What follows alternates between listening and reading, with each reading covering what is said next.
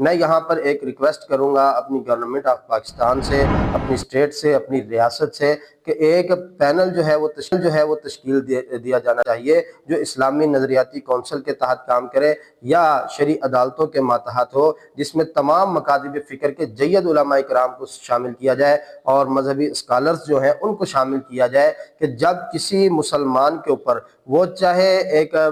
Famous شخصیات کے اندر سے ہو یا غیر معمولی شخصیت ہو، جب اس کے اوپر توہین رسالت کا مقدمہ کوئی درج ہو یا 295 لگے، تو باقاعدہ سے ایک تحقیقاتی کمیٹی بیٹھے اور وہ دیکھیں کہ اس کے جو کلمات ہیں وہ توہین کے زمرے میں آتے ہیں یا نہیں آتے، اور ایک ریسرچ کی جائے کہ اس کے اوپر جس نے مقدمہ درج کروایا ہے وہ کوئی ذاتی وجوہات کی بنیاد پر تو نہیں ہے، تاکہ کسی بھی انسان کے حوالے سے، کسی بھی مسلمان کے حوالے سے جب ایسی بات سامنے آئے تو تمام مکاتب فکر کے علماء مل بیٹھے اور ایک پینل جو ہے وہ باقاعدہ طور پر اس بات کی وضاحت جاری کرے کہ یہ شخص گستاخی کے زمرے میں آتا ہے یا نہیں آتا، تو ہر ایک اپنی بنیاد پر ہی گستاخ کہے یا اپنے ہی ویلوگ بنا کر اپنی رائے کا اظہار کرے، اس سے یہ کئی گنا بہتر ہے اور اس سے معاشرے کے اندر امن و امان جو ہے وہ قائم ہو سکتا ہے۔